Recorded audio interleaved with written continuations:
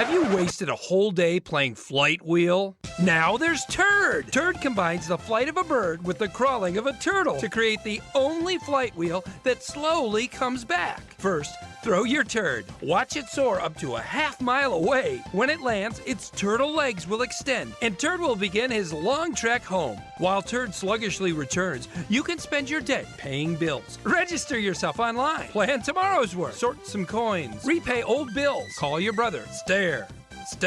Moisten your fence wood. Reposition your doorknob. Dig a hole to bury a box. And Turd is still crawling. Sweep your lawn. Offer your husband a drink. Destroy a pornography collection. And when Turd crawls back, throw it again and get even more work done.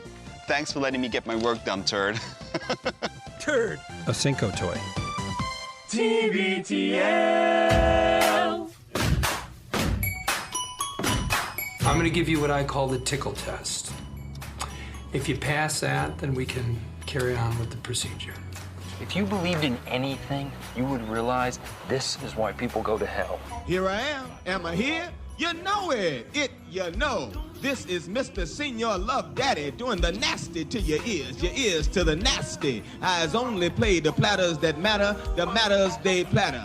And that's the root. Well, you get a gold star. Let's get started. Well, all right. Hello, good morning, and welcome everyone to a Tuesday edition of TBTL, the show that just might be too beautiful to live. Is it too early to get a fish sandwich? My name is Luke Burbank. I am your host. Oh la la. Coming to you from absolutely beautiful Los Angeles, California, the Hollywood area of Los Angeles, to be... What's the word I'm looking for? To be specific, maybe? California got sunshine. That's right, down here in L.A., looking out on the Hollywood sign, actually. And it's just an absolutely spectacular morning here. The perfect day to bring you episode 4,700. Let the fun begin. In a collector's series. Look at that, a nice round number. 4,700 in a collector's series. Special day here on TBTL. This is special. This is special. I actually saw something very special to me on the airplane when we were landing at Hollywood Burbank Airport last night. Something very special was happening and got me very excited. Can't wait to talk about it. Also, there is a business in Seattle, a long-standing, long-running business that Andrew and Genevieve have often wondered, is that some kind of a drug front? And now there's a story in the Seattle Times recently, and the owner of it says it's not a drug front. And by the way, here's a weird footnote. This song goes out to all the coffee lovers of the world. My actual father, Walter Burbank, might be going to this non-drug front store today by total happenstance. So we'll dig into all of that as well. And speaking of my pal, Andrew Walsh, you know him as the longest-running co-bro of the show, maybe best known for his depictions of the tall ships. Today, he's here to talk about symbology. And I welcome into the program. Good morning, my friend. Good morning, Luke. I have what's some. That sound? It's my Marge Simpson grumble. Mm-hmm. I have some bad news for me, and unfortunately, some potentially bad news for you. I'm not sure how it will all play out, but I got a postcard in the mail yesterday, which usually that's good, right? It usually says, "Hey, wish you were here," or it says like San Francisco in that great font that has all the illustrations inside the letters. This one is not as colorful. I'm going to hold it up to the screen for you here. I don't know if you can see this. I've redacted some personal information on it, but would you like to tell the audience what that postcard says? It does not say "wish you were here." Oh boy. It does not say "wish you were here." My buddy Andrew is going to have to grow a pair and lie to the local government. That's what it says to me.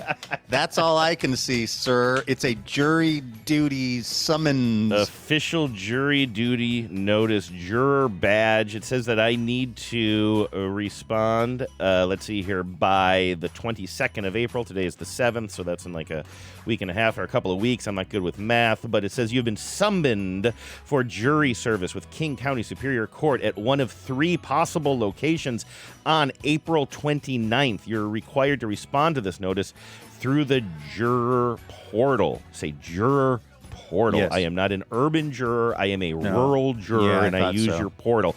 Anyway, this is the second time this has happened to me. I've never, I went my entire damn life, well into my 40s, never being summoned. And I don't know if you recall, I did go through this once. Maybe it was like during the pandemic, I think, because I had to appear in court via Zoom, and I got reprimanded by the judge because I was taking notes. I had a pen and a piece of paper so I could take notes, and the judge said, juror number whatever, eyes up here, we're not looking for distractions, as if I was playing Candy Crush on my phone. That's the only thing I remember from the whole all of damn the ordeal. people for the judge to holler at.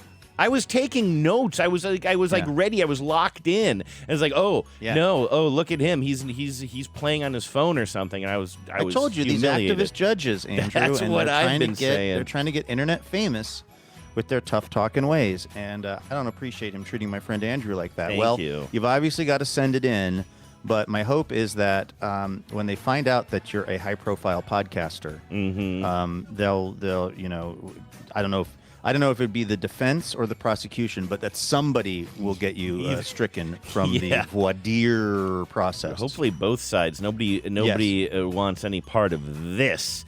I'll wear my crazy turkey hat, I guess. I don't know. I mean, I'm a little bit. Gobble. I don't know if I actually got rid of a bunch of turkey hats. Do you know that somehow I ended up with a bunch of turkey hats? Do you know that I ended up with 3 turkey hats? I bought one for our Thanksgiving video, like, I don't know, 8 years ago or something. You'd put it on your head, looked like a turkey was on top of you with its feet dangling down by your ears, and then you could squeeze its little footsies and it would spread its wings out. Remember that?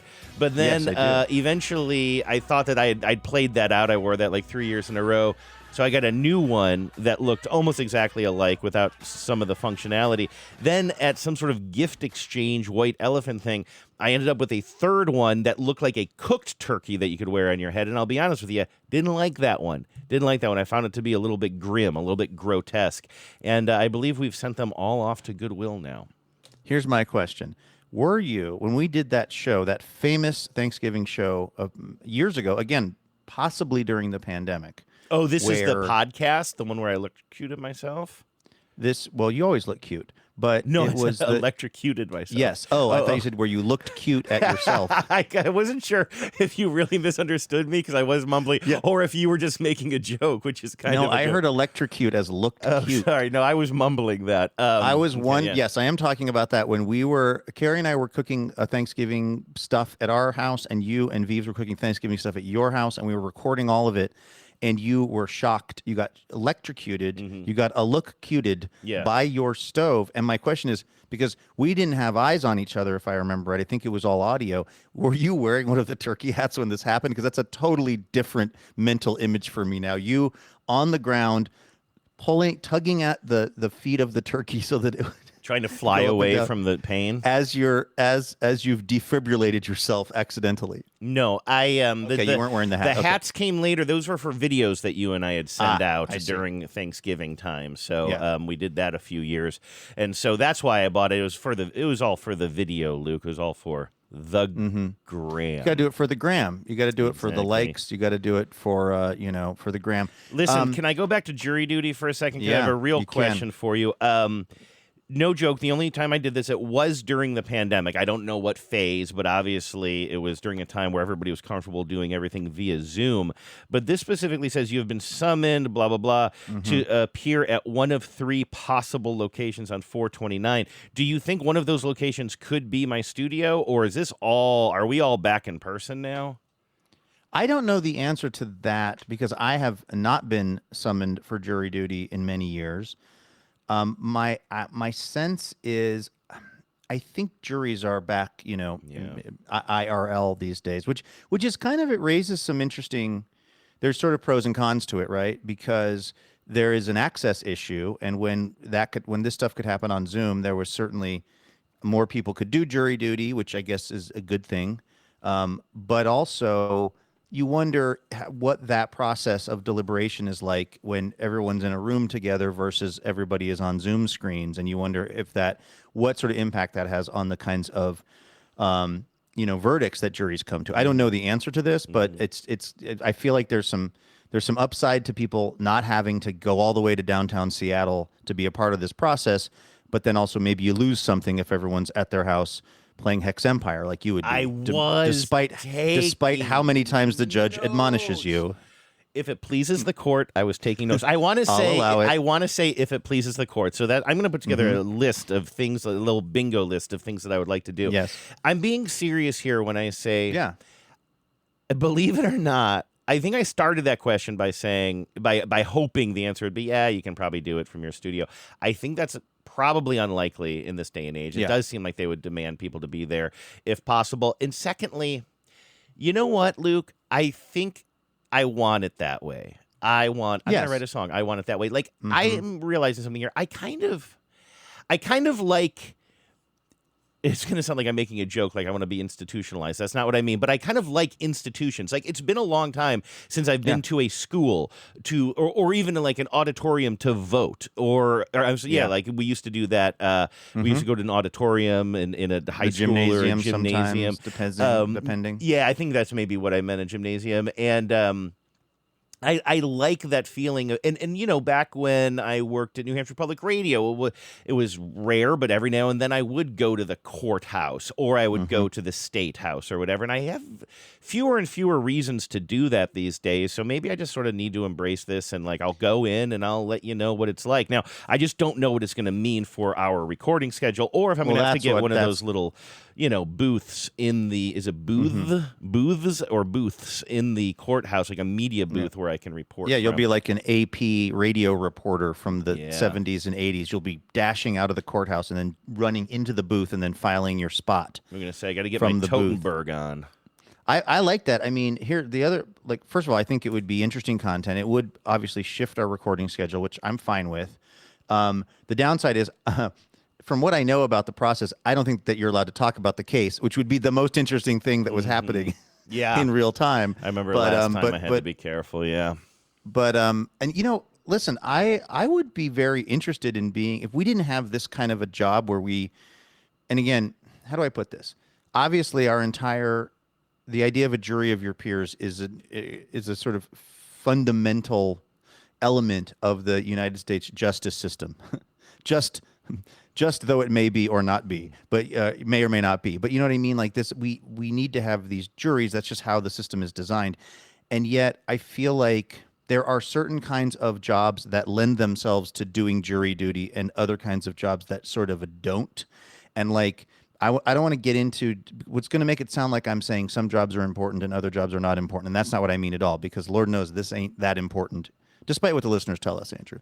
But I mean, if I had a job in an office where I went into the office and I did X, Y, and Z, and that X, Y, and Z could be maybe distributed amongst my colleagues for a period of a week or two while I was doing my civic duty, that's one thing. It's like, for this job, for us, it's like, we have to do this 5 days a week. And when I used to do, the radio show, Ross and Burbank or whatever, my point is not that these shows are important.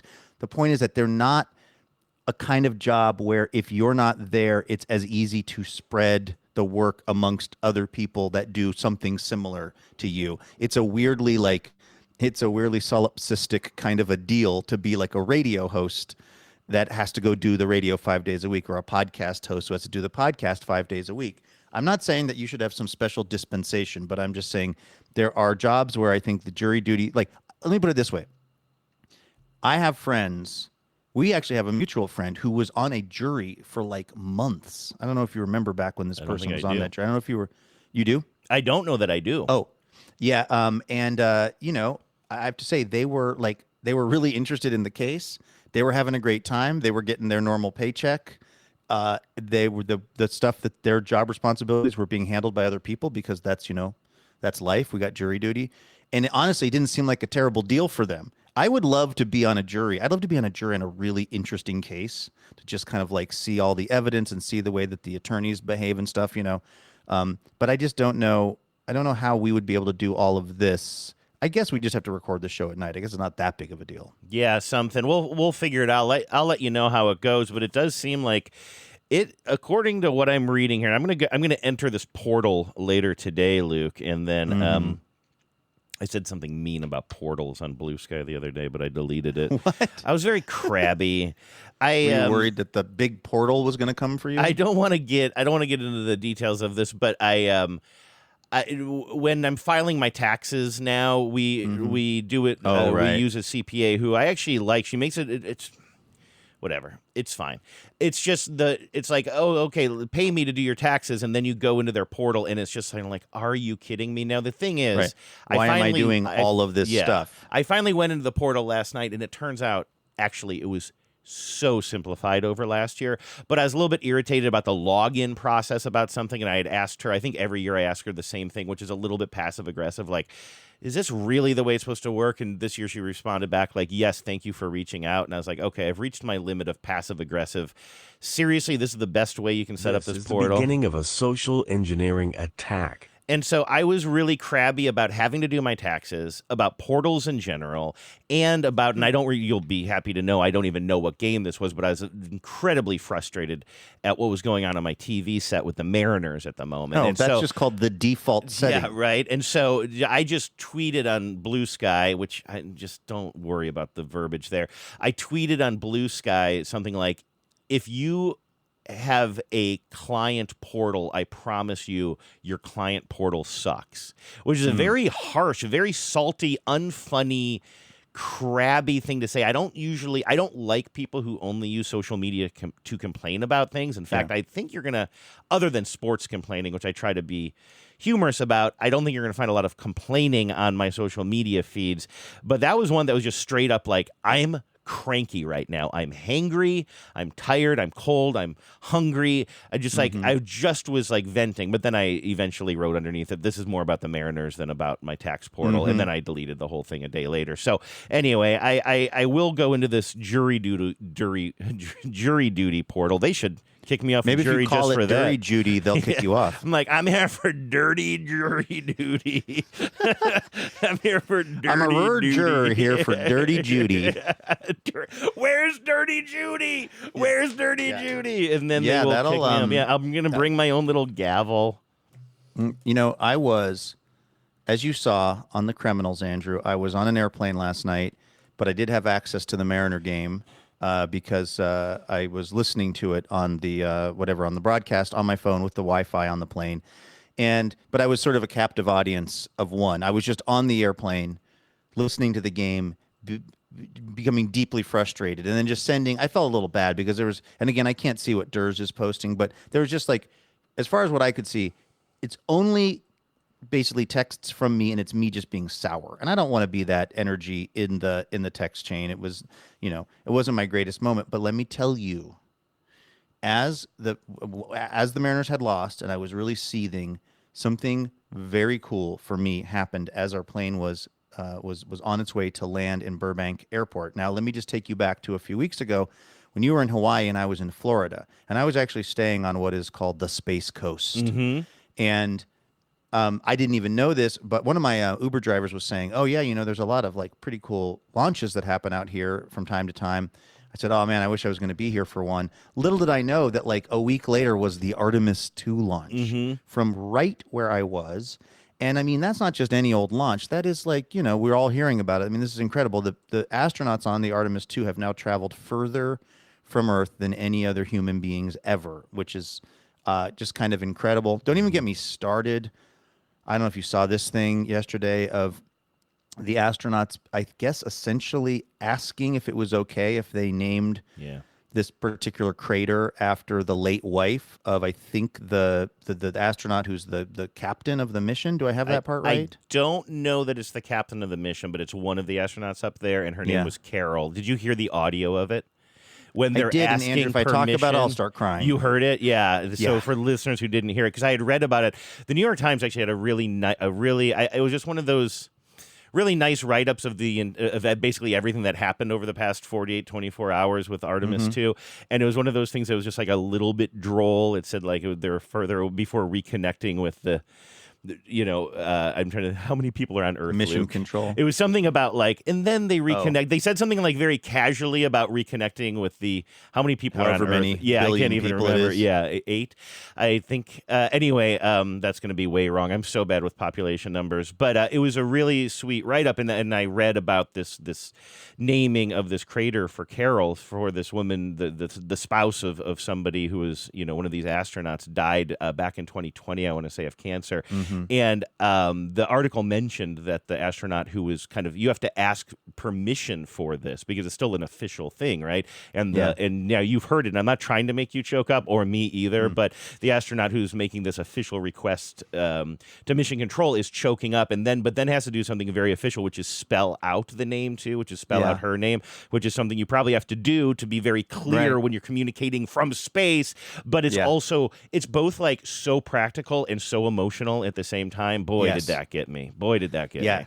Yeah, it really got me too. And this whole thing, this Artemis mission, I think the reason that I've been kind of extra obsessed with it is because, first of all, it's still called NASA. They're not, I guess NASA and Space Force are different, but when I was down in Florida, somebody had said to me casually, it's not called NASA anymore. And I was like, really? And I believed them because I believe anything at this point, but there is still something called NASA. And I don't know what exactly the sort of the division of labor is between NASA and Space Force. But the point is, this feels to me like America doing something good in the style that it used to do things that were good. Putting a group of people who've worked their whole lives and studied and made this their goal into space to expand human knowledge in a kind of, I'm going to call a bipartisan way.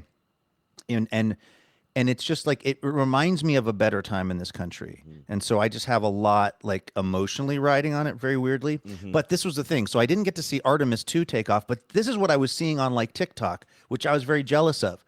There were people who just randomly happened to be in airplanes that were flying around Florida when that rocket was taking off. And they're just filming this thing going up in space from their airplane seat. And for some reason, you know how I'm big on talking about the musical trends that go along with this? It seemed like there was an M83 song, and I'm a big M83 guy anyway. Especially in airplanes, right? Isn't that one of your... Yes, that is definitely airplane music for me. That and the band Air are two big airplane kind of little on the nose backdrops for me. And so people were putting this M83 music underneath seeing the Artemis 2 take off. And I was jealous. First, I was sad that I wasn't in Florida when it took off because I had randomly been there a week before. When am I going to be in Port Canaveral again? Then I was jealous of the people who were on the airplanes and got to see it. And then last night as we're landing, and it's no Artemis 2, but last night it's a beautiful night. It's the sun is setting and we're pulling in, or we're starting our initial descent, and the pilot just casually goes, "Hey, if you look off to your right, there's a Falcon 9 rocket taking off from Vandenberg Air Force Base." I just look over, and there's a friggin' rocket. Oh wow! Flying past the airplane.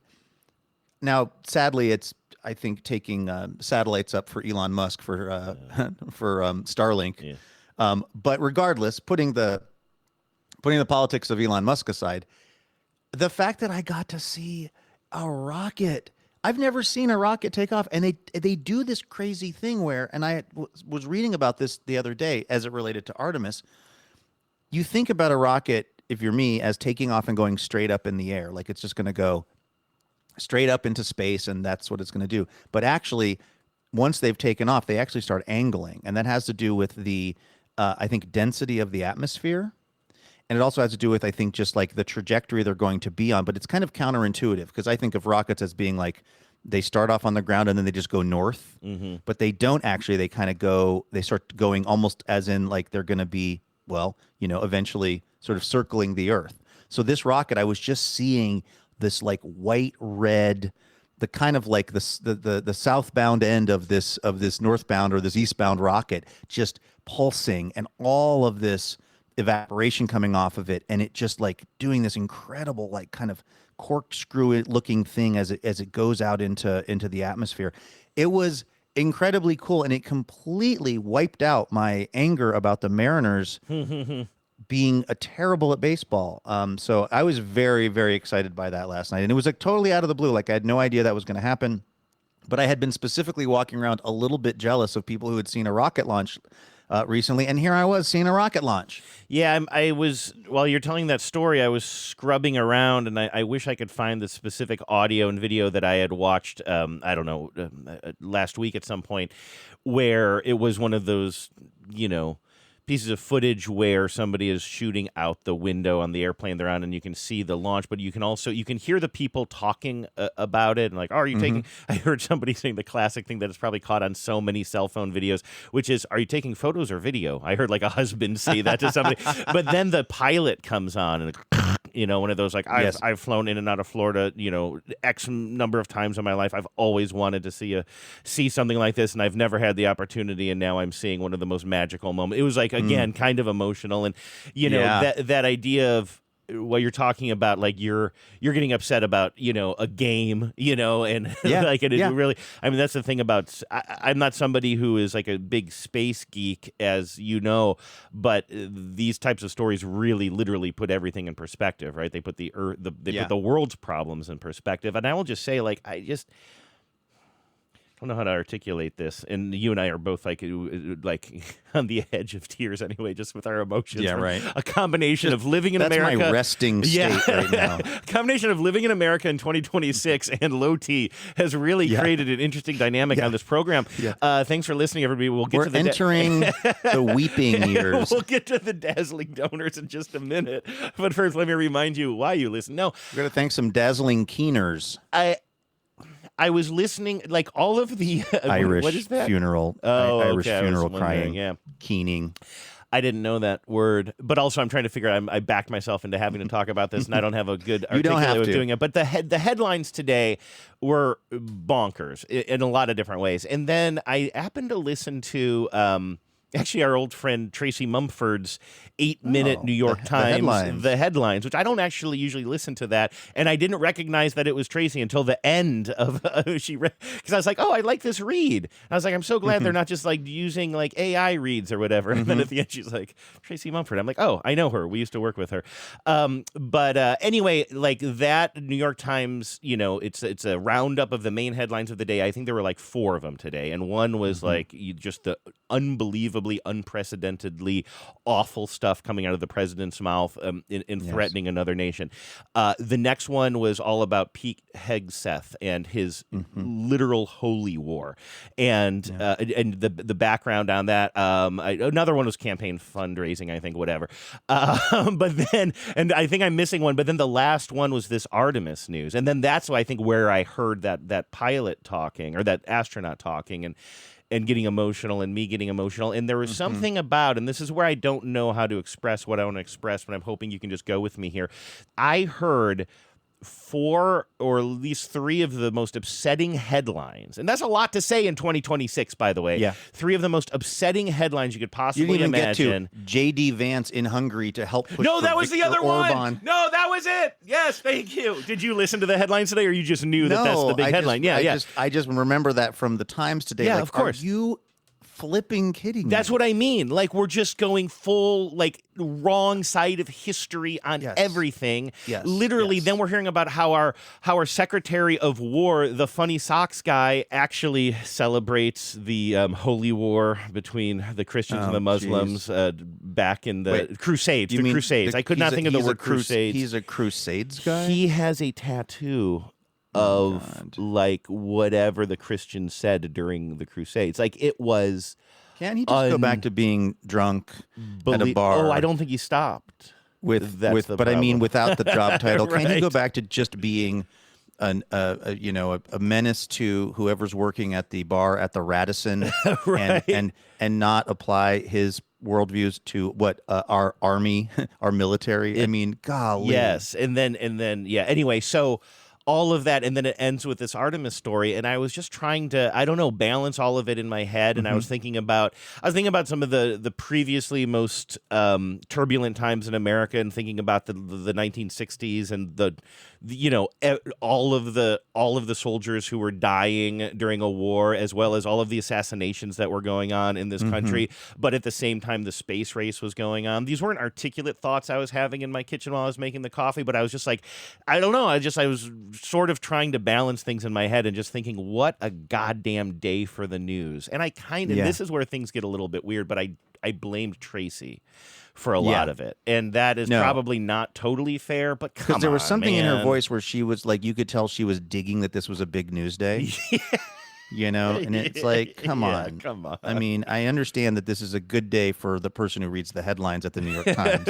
Right. It's better than like a slow news day, but I mean, there are real consequences to all of this. No, I think I also understand what you're talking about trying to. I mean, you and I weren't alive in the 60s when, like you said, all of those political assassinations were going on and the Vietnam War is raging, and also we're doing these incredible sort of accomplishments with the space race and with science.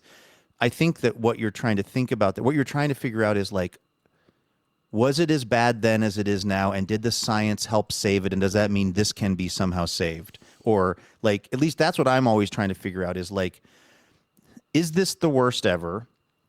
Certainly it's the worst ever in my lifetime, but is it the worst ever in the history of the country? And then people will say, well, we had a civil war. Okay, well, that probably definitely seems like maybe that's rock bottom. Yeah. But like, I'm always trying to figure out, is this the worst it's ever been, or just the worst it's ever been in my lifetime? And because that's my only kind of frame or my lens for things, that I'm over-indexing how bad it is a little bit, and that in 10 years we'll be through this, these people will not be in power, and we'll think about it differently. I sure hope that's the case. And what I'm always looking for is some evidence of that, some institutions holding, some normalcy, literally something as small as like somebody actually being investigated for doing something bad. And by that, I mean, typically some probably Republican person, some, politician or whatever, actually being held to account by one of the institutions, which is rarer and rarer. But like when it happens, it's like water in the desert for me, because I'm just always looking for some small indication that normal life is finding a way. Because I see, and by normal life, I mean, by the way, normal life, not great when it comes to politics and the government and police and all of these things. But still, like this idea, I guess I feel like if there are little signs that NASA is still operating and that NASA still has a crew of people that are diverse in terms of their genders and their ethnicities and things like that. And the person who is I forget the exact term for it, but there's one person at Mission Control who's allowed to talk to the Artemis 2. No one else is allowed to talk to them. There's one person, either maybe called Capcom. I don't know. I'm kind of guessing at that. That person is a woman. Gatekeeper. I was gatekept once and I did not like it. Sorry, I was talking. I'm going to Highland Park tonight, by the way, Andrew. Maybe you have to get maybe some I'll of that go to that cuisine. Mendocino Farm. I'm sorry I talked over your main These point. These street tacos are gas, twin. I had them with the traditional Shinerbach. I gotta play that tape again. Maybe tomorrow. We can't play that enough. Yeah, we could lead in with it tomorrow. But I'm going to a jazz show with my daughter in Highland Park tonight. If you want to know what peak hipsterism looks like in Los Angeles these days. But all that is to say, I think I kind of understand maybe a little bit of how your mind was wandering and trying to think of things while you're making the coffee. At least if it was my mind, it would be trying to sort of map things out in a way that said it was really bad in the 60s, but they also had this other stuff happening, and that was how we emerged from it, or that indicated some kind of like, is there still a heartbeat? Are we still getting a pulse? Is there still something amidst all of this awfulness? Is there something that can be revived and that can come back, and that in years later could we be looking at this time differently in 20 years than the way it feels to us right now? At least that's what I'm always wondering about. Well, okay, you nailed it at the end as far as how I feel about it. I don't know if I was thinking along the lines of what you were saying, although I'm glad to hear it. But like, I don't know if I'm thinking like, will the science get us through? I'm not thinking in that way, but I'm more of somebody, I think that you nailed it at the end where I'm sitting there listening thinking, I just can't believe this is the news today on a random Tuesday that I'm waking up. I just can't believe that I'm hearing this. Like, I can't imagine. It's so mind-boggling. Again, like those three main stories together, just like being on the wrong side of history, and also God knows what's going on in the world stage, what's going on in the White House or the War Room right now. Like, it is such a scary time to be alive, but also you have this science thing, and I think maybe because of that, I thought back to that that era of the turbulent &60s, and I'm like, well, that's something that I didn't live through, and it's history, and you think, damn, what a time to be alive, good and bad. In some cases, but people lived through that. And I think for me, I just had this moment of thinking like somebody, hopefully Americans will look back at this and say, Americans who aren't alive now hopefully there will be America and they will look back and say, what a time to be alive. And that was another phase, and that was a low point, and then things built back up again as far as, I don't know, just everything, just from a moral standpoint. But there's I don't almost know, like some weird relief of thinking about us being characters in history. As opposed to just freaking terrified people, which is kind of what we are, at least what I am, Now, I don't want to terrify you further, Andrew, but I have some real concerns about the business climate for billboards in Los Angeles. Yeah. Because I am in the same hotel I was in last time when we talked, and I am looking at a billboard that says, "What's the deal with Hit Boy?" It's the same billboard that was up like 3 months ago, and behind that is a Mr. Pibb cherry, crack open some cherry chaos, another billboard we discussed when I was here. Was it the Hit Boy one? Like is that like a smaller sign that's on like a stack or something? Enormous. No, it's I sent you a picture of it. I know. It was the show pic. Yeah, I thought it was. It's an enormous. I mean, it's an enormous billboard on top of a building. Okay, I knew it was on top of a building. Yeah. Okay. Yeah. No, it's legit, and it's still up there. What's the deal with Hit Boy? Oh yeah, there it is here. Yeah. The Mr. Pibb that we talked about, for some reason, still there. And this not weird, but this there's some kind of a business called Every Table, which I think is I don't know if they're food prep or if they just make food for people. I don't get the sense it's necessarily a restaurant, but they've got something called Fire Shrimp Pasta, which is being sort of sold by this rapper named 310 Baby, who I guess he enjoys their fire shrimp pasta. Those three billboards that I just mentioned to you were all here like 2 or 3 months ago when I was in Los Angeles. And either it's moving so much fire shrimp pasta that Everyday Table has just decided to keep re-upping it, as is the record label for Hit Boy, as is Mr. Pibb, or these things are just up and no one's buying the new advertising space, so the billboard people are just leaving these up until someone else wants to come in and pay for it. And you know how expensive our billboard in Friendship, Wisconsin was. These things must be like, I don't know, $50,000 a month on Sunset Boulevard in Los Angeles. I find it weird that all three of these billboards are right where I left them. Now, the Hit Boy one, though, I'm looking at it now, at least the photo that we had back in February, and maybe it's just the angle, but does this seem like a billboard that is sold and changes a lot? Because first of all, it's like the opposite arrangement of a billboard. It's not landscape, right? It's up and down, and it looks kind of DIY-y, at least in this photo that I have, and that's kind of why it seems like something that like somebody had an agreement with this building owner and just kind of threw this thing up. But am I misinterpreting in that? Is that something that you think could actually be a commercial billboard that is owned by Lamar or whatever? Yeah, right. It probably is Lamar. I think it's the angle, because I'm just looking at these things right now, and they're just basically, I know what you mean, because of the kind of, and by the way, I actually really like the design because of the kind of like lo-fi weird layout of it. It almost looks like somebody climbed up on a building and kind of did some kind of graffiti or some sort of Banksy type of thing. It's not that, nor is the Mr. Pibb. They're very much a billboard. They just happen to be vertical. You got to get hip to that You got to get hip to that vertical frame, my friend. No, they're vertical, and they're definitely like just a billboard with lights above and below. And, you know, now I don't know how long the contract is. Maybe they're a hassle to put up, so you buy them for a year, and that might explain it. But like, they're definitely commercial billboards that could be changed out or that are changed out at some point. I really do want to know what the deal with Hit Boy is. Still, well, it's starting to work. It's starting exactly. to work. Yeah. It's a whisper campaign. That reminds me of, well, it doesn't remind me fully, so don't worry, this is not going to be a story. But this is why I always have to take notes when watching TV. This isn't going to be a story. Don't worry, this is, oh no, he's got another one of those stories. Do you know that drop is from the movie Lincoln? Do you know what drop I'm talking about? Oh, yes, here he goes. I can't take another one of your stories. He's going to tell another story. Yeah, that's somebody yelling at Abraham Lincoln in the like. As played by Daniel Day-Lewis? Yes, in the 2012 or whatever movie, whatever year that movie came out. I did not know that. But it does remind me, I saw some commercial on TV that I was like, I have no idea what you're selling, but it wasn't one of those annoying ones where it was like trying. Well, I mean, I think it was trying to get you to Google the product, but for some reason it was done so well that I was on the edge of my seat and I was like, oh man, I got to write this down and look it up later. And I never did. And if I figure it out, I'll tell you on a later episode of TBTL. It is always when an ad, whether it's a billboard or something on TV. Oh, by the way, because I was listening on the MLB app last night. That's how I was getting the Mariners game on the flight. I heard all of your NHTSA greatest hits. Your NHTSA greatest hits says.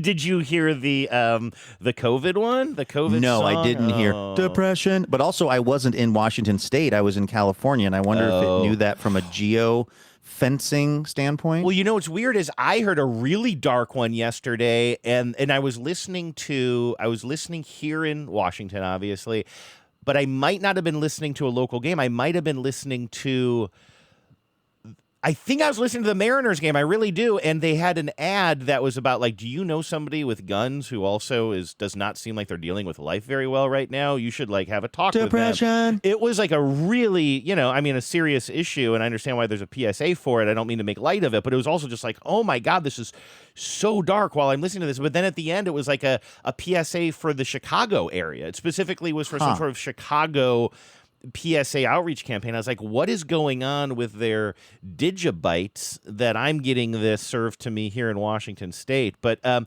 a question. I wonder if sometimes I wonder if you'd think it would be geo fencing or geo targeted.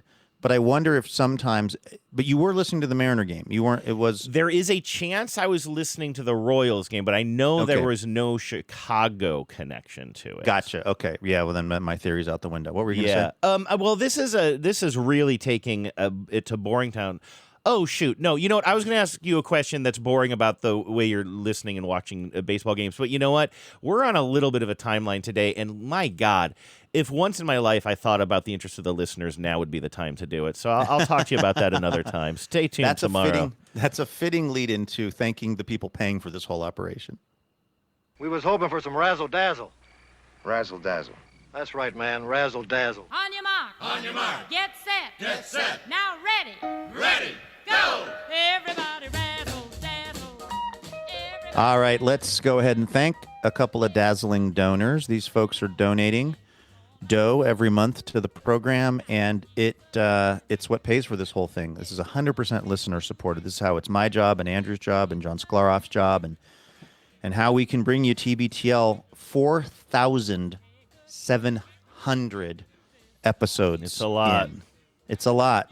Some would say too much, but not Marissa Collins in Columbia, Maryland, because Marissa is supporting the show. Marissa clearly enjoys this and says, happy second year of dazzling to me.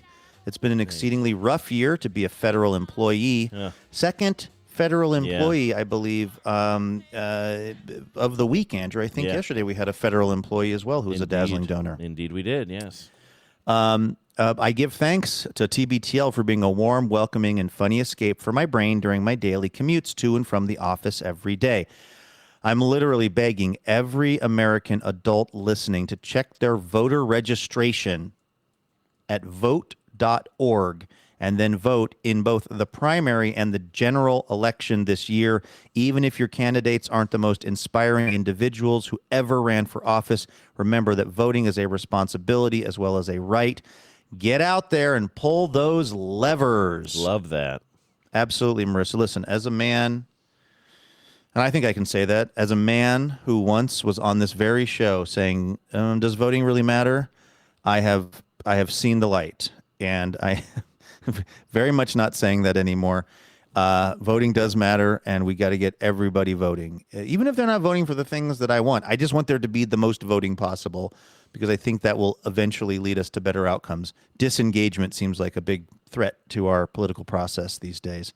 Marissa says, per tradition, my message will end with jokes from my 2 5s, Leo and Avi. So now here's the thing, Andrew. We've got a SoundCloud file from Marissa. Are you able to play that? Yes, from your location? I am, yes. I'm just trying to queue it up here.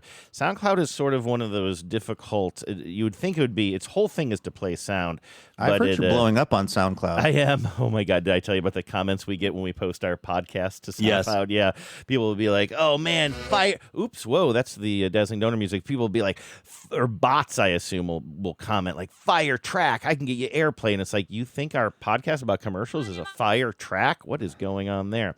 So I have these jokes, though, and I'm going to stop playing all this extraneous I'm going to give a little more context. Okay, thank you. Per tradition, my message will end with jokes from my 2 5s, Leo and Avi.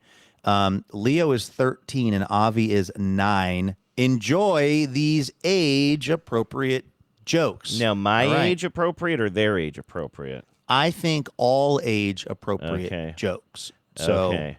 Well, I think this first one is going to be, I think this is Leo. Give me a second here. Let's try this. 18 and 19 got into a fight with 21.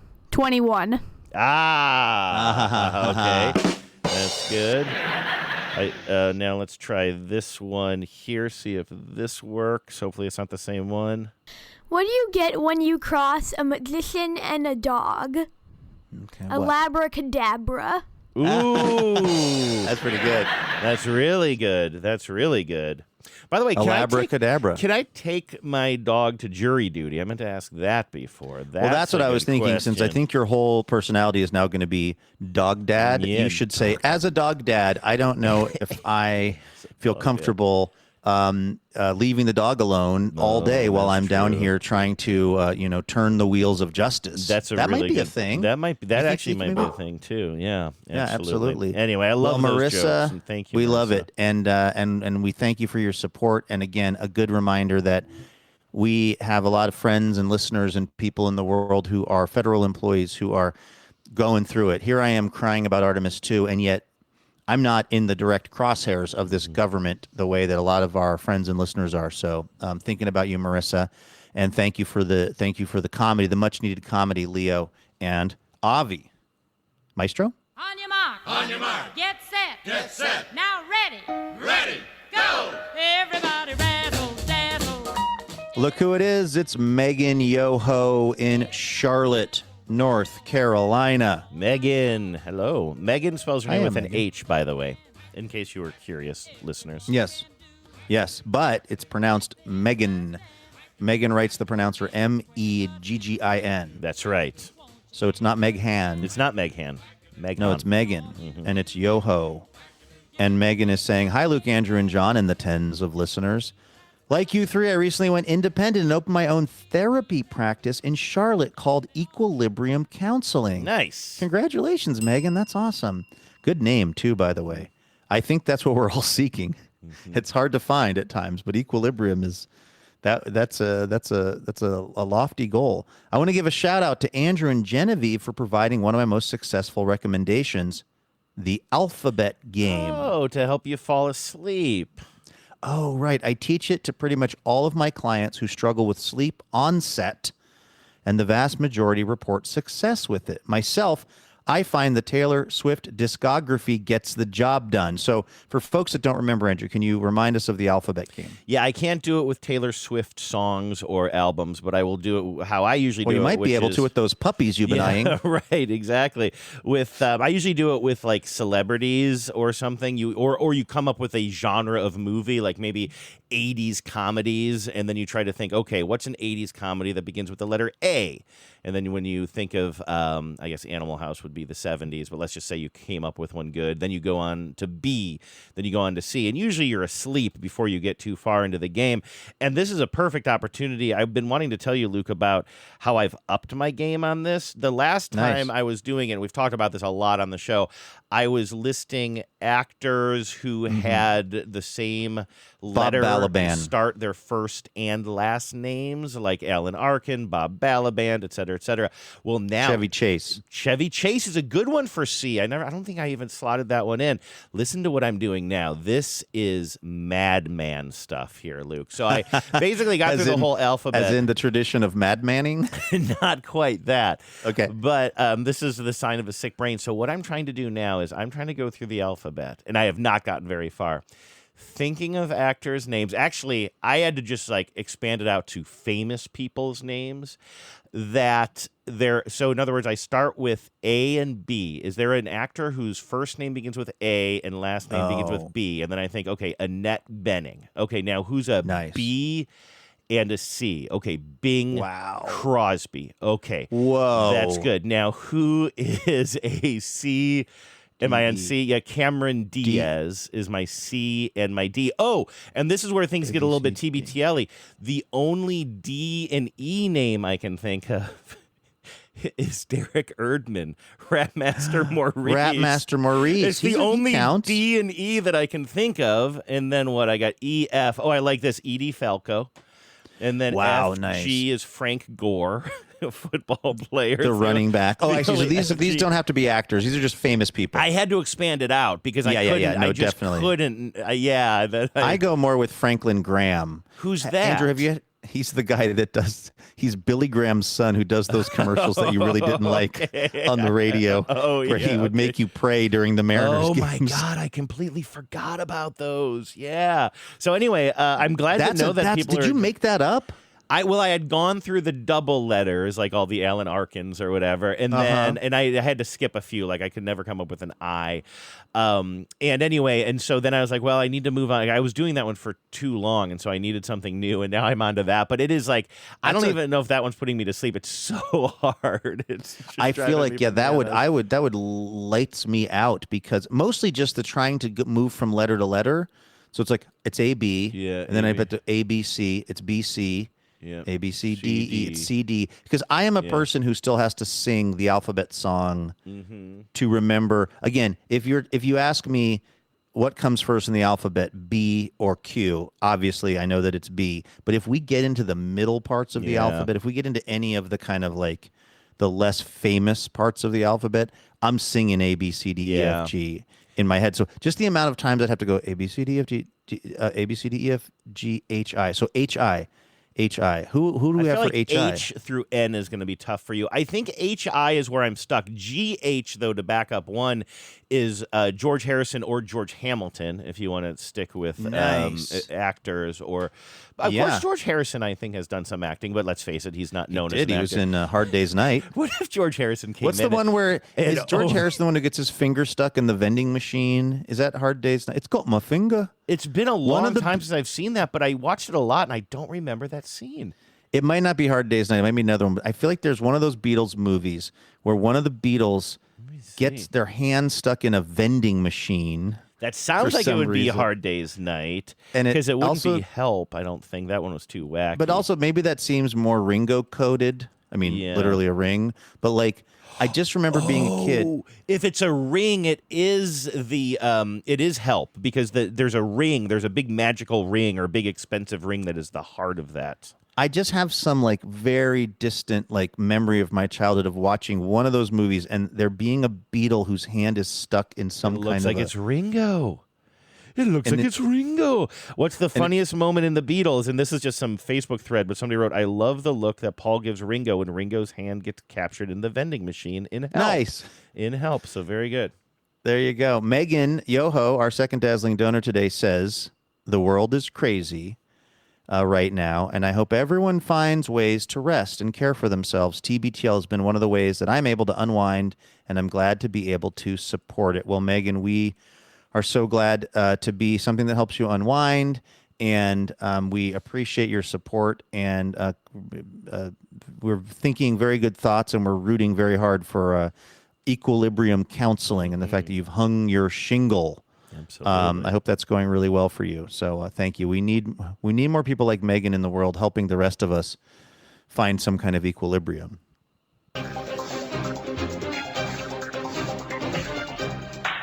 Hello and welcome to Top Story. All right, our top story today, Andrew, this is something that you sent me or that you suggested we talk about, which was funny because I had seen the headline in the Seattle Times and I knew exactly what they were talking about. But I didn't realize that you and Genevieve have a sort of a connection from afar to this place as well, because you've always been kind of wondering, like, what is the deal with that little home espresso repair business located in Seattle on Finney Ridge at 65th and Finney. I've been seeing that little spot for, practically my whole life, it feels like. But you and Vives, you were wondering, like, is that even a real business, basically? Well, just how does it stay in business? Because it's at this corner that I don't know if you would say it's like a really busy corner, but it actually is. It's like, am I right that it's 65th and Finney Ridge? Is that the actual intersection? Yes. And it's this little house, and it's got a little handmade sign that has been the same since I moved here in 2009, and seems like it's been there long before I got here, that just says Home Espresso Repair. And Vives and I always pass it, and just say, how does this little tiny business stay in business? Like, I never see anybody going in and out of there, but like, if you're driving east-west, as we often are, to get to that part of town, you're passing right by it. I walk by it a lot. I used to get my hair cut around there all the time, and I would see it constantly and just always wonder, like, is it still in business? Is it the business it used to be? Do they fix one espresso machine a year? And then suddenly there's this article in the Seattle Times that says, I guess this is part of a series where they're just kind of exploring curious businesses around the city, if I have that right. And they do an interview with the person who currently runs it and has been running it since the 90s. But interestingly enough, not the founder, right? That was a huge dazzling detail to me. Yeah, this is a piece by Tantri Ouija, if I hope I'm saying that name right, who's sort of special to the Seattle Times for this series. And it's funny because you were saying how you and Vives were always wondering, like, what is the business model there?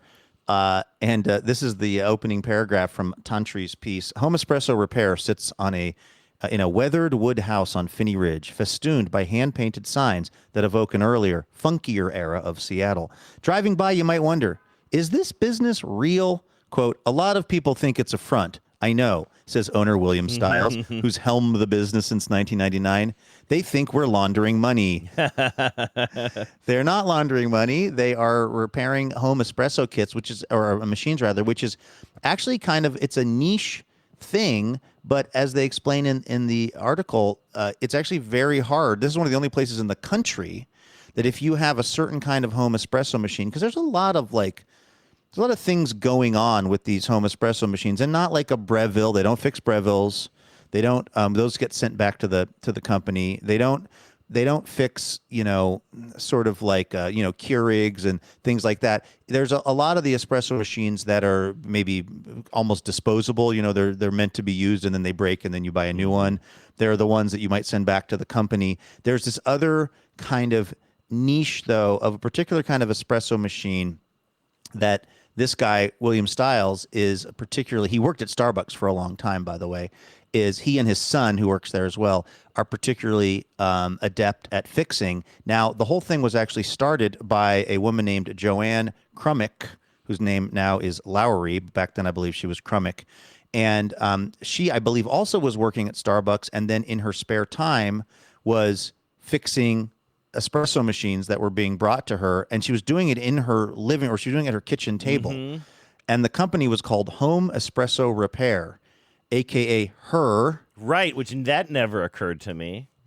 Right, and she eventually was getting so much business that she stopped doing it in her kitchen and moved to a storefront on Finney in 1989. So this little tiny business, if you're like me and you grew up in Seattle and you were aware. I used to ride my bike to football practice, Andrew, and I used to go, I don't know why the hell I took 65th. What a nightmare hill. Have you ever, we drive up 65th from Green Lake? That's up and insane. over? I don't understand how you could do that, because that's exactly where this It's at the it's at the top crest of the hill. of this hill. Yes, when you're heading west. I don't know why this. I just have this memory of being. I mean, I would have to walk my bike up the very kind of last few tiers of 65th. I mean, it was like unrideable. I just remember having my 10-speed and my football uniform, being in my football uniform on my 10-speed. Oh my God! Tried to go over 65th. Like, dude, get a clue. Like, I should have just done like 80th or 85th and then just like cut over. But I didn't understand then or now geography. And there's never good at that. something though about also you mentioning that you're in your uniform. You probably have like your helmet on the back of the bike. This is before some maniac starts telling you to run around the field 10 times just to get started, or doing burpees. I don't think burpees are a thing that you do. I think are that they burpees. happen. What are bear burpees crawls again? would be bear a thing crawls. we Yeah, would just do. like the most horrible stuff. And especially if you're doing this at a time when the practices are starting in late summer, right? We think of football as a fall thing, but when practice begins, I mean, I don't know if you can tell, but some of my least favorite memories of like late childhood, early young adulthood was this football practice. And there's something about you, like I can almost at Walsh Jesuit actually, I can smell like the uniform that you're wearing that probably is not laundered every single day because that's not practical anyway, and you can still smell a little bit of yesterday's practice as you're huffing and puffing up this hill so that you can get to some place where you're going to exercise more. And the grass is dead. The grass is like yellow and dead still. There's that just very summery kind of smell because everything is desiccated.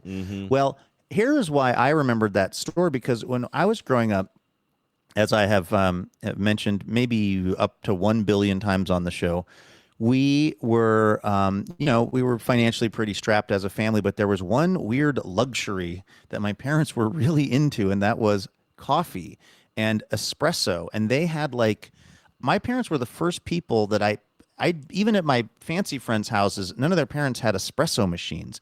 For some bizarre reason, my parents, for all the things that we sort of went without, they decided to buy a really nice espresso machine from Starbucks. That used to be the place where you would get an espresso machine in the 1980s. Well, that's really interesting. That helps just take one of the facts in this article and click it into place a little bit more for me, because it said that this business was started, and kind of reiterating what you said a moment ago, because people would be bringing their machines to Starbucks and saying that my home machine, this thing that I have in my kitchen, it doesn't work anymore. Can you fix it? And there was no official like sort of repair center, right? But I guess some employees at Starbucks would still take them, and I didn't understand why, but I guess it makes sense if Starbucks was selling them. They would take them, and then they would put them on a truck, and they would sort of just kick around for a while until somebody had some extra time and might work at them back at like some sort of a Starbucks workshop somewhere or shop somewhere. And so that's kind of what this business was born out of, this woman saying, you know what, I'm just going to take these to my house, and that'll be my business, fixing these things. Yeah. I mean, it's just crazy to think about this, behemoth of industry that is Starbucks. And then to think about a time when they made the machines, there was a warranty on the machines. You would buy it at the Starbucks, of which there was probably, 5 of them in Seattle or something. And then when it broke, it literally says in the article, they would go on a truck. Yeah. And they would get brought back to Starbucks, where somebody eventually would get around to trying to fix your espresso machine that you got from Starbucks. Like, can you imagine just walking into a random Starbucks right now with a broken machine and going like, can you send this back to whoever fixes these? I mean, it's such a quaint notion, actually. Yeah. And so again, I was always clocking that place. By the way, the shop actually moved a few blocks, they mentioned in the article. So it's always been essentially at 65th and Finney, but it was a couple of addresses south before, and for whatever reason, it got moved to its current location. I mean, it didn't move far. But I just always remember it because I remember my dad taking their espresso machine there to be repaired. And there was two things about this. One, again, the espresso machine was literally the only fancy item we had in our house. We had this pretty humble little... As a kid, little... you must have loved that.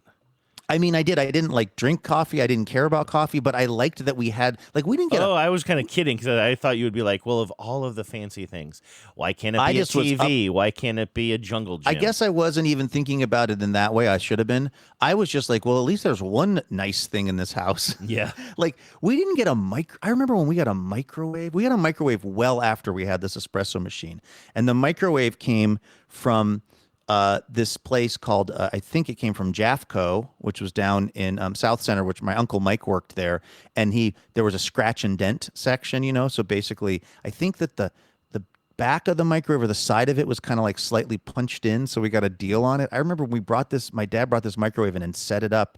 And I was like, man, we've really arrived as a family with this microwave. So anything that we had that just seemed to kind of a nice to me was I was excited about it, even if I didn't use it, the espresso machine. But I remember my dad having to take the espresso machine there to get it fixed. So in advance of us talking about this today, the fact that this place is not a drug front, that it is a going concern and a link to kind of the older version of Seattle, I texted my dad and I was like, hey, did you ever take stuff to that place? And this is what he said. He goes, yeah, I used to take our first machine to that shop. It burned out switches all the time. At first, it was on warranty from Starbucks, where I bought it from. In fact, it was from the University District Starbucks. Jeez. The first owner of the Her was a middle-aged woman over in Wedgwood who had her shop in her home. My dad is doing all this from memory, by the way. Yeah, did he write this piece? Yeah, exactly. She moved over to Finney Ridge. Then she sold the place to some guy who's had it for a long time, I think. It's a pretty funky place, kind of a hole in the wall. Now my parents have something called a Seiko Starbucks barista machine, which my dad says has worked flawlessly for years. He goes, our Italian grinder did just break down, though.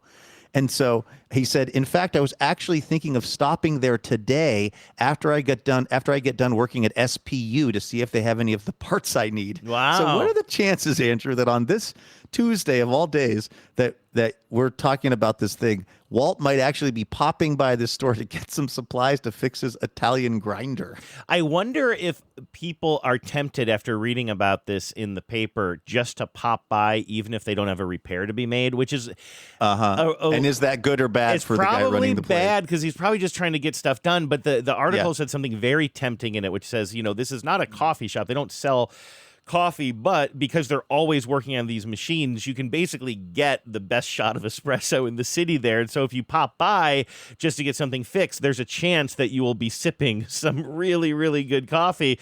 And I was like, I just want to go and say hello and just, and get a shot of espresso there. But that would be pretty inappropriate because he's not giving away free coffee just to people wandering in. But I don't know, man. I feel like I used to be a little bit too, in talking specifically about Seattle, I felt like I was maybe a little bit too resistant to change in some ways. I mean, it is just part of life and the life of a city, but God, this article filled me with some sort of wonderful, warm feeling, knowing this place has existed for so long, to know that it's got this great history. And the building itself, the last dazzling detail in this is this building they think might go back to the days when there were brothels in Seattle, and did you remember what they used to call this house or something when it was a brothel? Yeah, I don't remember. I remember reading it in the article, but basically, when this guy took over this building, somebody in the neighborhood said, basically, Stiles remembers an older man telling him, we used to watch the politicians driving their caddies around the block, and we would see them sneak in here. They called it Barbie's counseling service. Barbie's counseling service. Then people thought that it was it said Barbie's counseling service, but they believed it was a brothel. So anyway, I love this story. I love that your dad knows it and also is probably there right now as we speak. And just like the photo of this guy working in his little shop, this really, really, it really warms my heart because, it reminds me of this era. Because, this could have been my dad's sign shop, except my dad wasn't fixing espresso machines. He was, whatever, sandblasting things or gold leafing stuff. But there was this, and, this is where, again, I'm not saying very much interesting here, and I'm definitely on a nostalgia kick, but it's just like Seattle, there used to be a lot of small businesses where like people could kind of make a living doing a thing like this, or in my dad's case, painting signs and stuff. And like, it seems like that's harder and harder to do. Maybe it's just that the stuff is different. I mean, there's a local chocolate place that's in the place that was my dad's sign shop, Chocolati. Yeah. So that's good. That's local people making something. So maybe it's, local business is not completely dead, but there's something about the photo of this guy. What it reminds me too is like my buddy Peter Williams, who I grew up with, his dad Randall is this like phenomenal artist, and he's a jeweler, and he had a day job working at a jewelry shop making jewelry, but then he also had a whole workbench like this in his basement where he would make jewelry on the side. He would make these really beautiful pieces. And again, just looking at this photo of this guy working on an espresso machine at his workbench, it reminds me of Randall Williams making jewelry. It reminds me of my dad cutting vinyl letters. It just reminds me of an era of this town that is kind of feels a little bit bygone, and so it's nice to know that this place is still going. To put a little button on the Chocolati thing too, that came up on the show because I think I started to tell you this, and then we kind of got distracted by the fact that that's actually literally where your dad's business was. But I have popped in there before, specifically because I think I was going to visit my mom and I wanted to pick her up some chocolates, and it's exactly that old school feel too. There's a woman who was running it. I think she was in the back for a long time. Eventually, she came out and served me, but then she also, I bought whatever little chocolates I was going to travel with, but then she made sure that I also got a couple of extra chocolates to take home to Genevieve or something like that. Aww. You know what I mean? It was just like that exact, not just the business and not just the physical building, but also that just sort of mentality when people walk into your shop, they leave happy. I might need to at some point go knock on their door and ask them if they would humor me and let me walk around the production, because my sense of it is I think the production is happening in what used to be my dad's sign shop. So it's one address north of where the retail. So like the room that you went into to buy the stuff, that used to be. I mentioned this last time this came up. That used to be something called Dawn's Group Attire. Okay, yeah. So the retail, like the counter where you were buying the chocolates, that was kind of weirdly in between the two parts of my dad's business. So there was this big warehouse, not that big, but a warehouse space. That's where all the signs were made and cut. Then you would walk in this weird back area. You'd go past where you bought the chocolates, and then one over was where my dad's office was. So it was kind of a U-shaped thing surrounding that. But like, I mean, for me to walk around, I have not set foot in that warehouse space where I used to just spend. I remember hearing the song Ice Ice Baby for the first time in my life, playing it on the stair as I was sweeping up and just thinking this is the greatest song that's ever been written. I spent and much like you did at Walsh Manufacturing, I just spent so many hours of my life toiling away. Whenever I needed money, I'd be like, Dad, do you need what's going on? Do you need work done? And he was always like, yeah, well, there's always sawdust to be swept. Wow. And I would just be constantly sweeping out the shop and doing things for him because I would always have something I was trying to save up money for or whatever. But like for me to get a chance to walk around in there, even if it's obviously totally different now, that would be really fun. Maybe I'll ask them next time I'm in town. I feel like your dad missed an opportunity because maybe the real money, maybe like, there's money in sign making, but I think there's a lot more money in selling the sawdust to local schools to spread over Upchuck. I feel like there could have been like kind of a side business that is actually what generates the most funds. I was talking about sawdust technology with my dad the other day because I was, you know what? Actually, the last time I was here in LA, I was at the studios of that artist, Robert Tharian, and he had built this huge sawdust vacuum as well, which reminded me of the one that my dad built called the Burbank Sawdust Sucker. And what that was a big metal canister that my dad had mounted a lawnmower engine on. Wow. And because it created a vacuum, it basically, you have this, and then you had this big, like, almost like the kind of like tubing that you might use for dryers, like venting. Duct, yeah. And so basically what there was the canister had reverse pressure. The canister was pressurized in such a way that it wanted to suck things into it because he had this lawnmower motor mounted on the back of it. And we had an espresso machine, but we had a homemade vacuum cleaner. Yeah, that's amazing. It was the priorities With a of our family. lawnmower, like you could create a black hole. Just like, there goes the house. It was insane, right? And so this was, I'd go around vacuuming up all this sawdust, and I had seen something similar at Robert Therian's.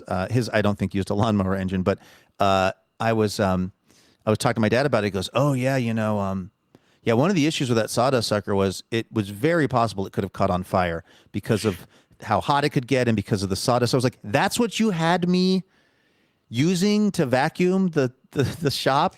Wait a second. A known fire hazard? And also, it didn't even occur to me until just now. So you had to fill your vacuum with gasoline in order for it to work. Well, no, that's the thing, Andrew, that I'm now realizing. When I started saying lawnmower motor, this thing was plugged into the wall. So it might not have been a lawnmower. Okay. It was some other kind of motor. And what I'm going to do, and this is what we call a forward promotion, I'm going to text Walt and see if he can clarify what the motor was that he had harvested to use for the Burbank sawdust sucker. Nice. And I'll give you the explanation tomorrow. That's good. He's really on the show. He's becoming our real correspondent between the espresso shop. I know. Yeah. I know. Who knew? Walt is just still out there living, man. Livin. I got to go online now. Oh, sorry. And yeah. And by the way, I wanted to clarify. I know that that's not how living is spelled, but that's that's one of those like meme things that now is in my brain to where I can't say. I think it's McConaughey saying, "You just got to live, man." Livin. Oh, I don't. And now really that's know that. the only way that I can say that. But I also want the listeners to know that I'm aware that's not how that's spelled. So. All right, I'm going to go into the portal now, figure out what's going on Good. with jury duty. All right, man. Thank you, everybody, for listening. That is going to wrap it up here on this Tuesday. But guess what? We're going to be right back here tomorrow with more Imaginary Radio for all of you. I'll be here in Hollywood again. So tune in for that. In the meantime, have a great Tuesday. Take care of yourselves, everybody. And please remember, no mountain too tall. And good luck to all. Power out.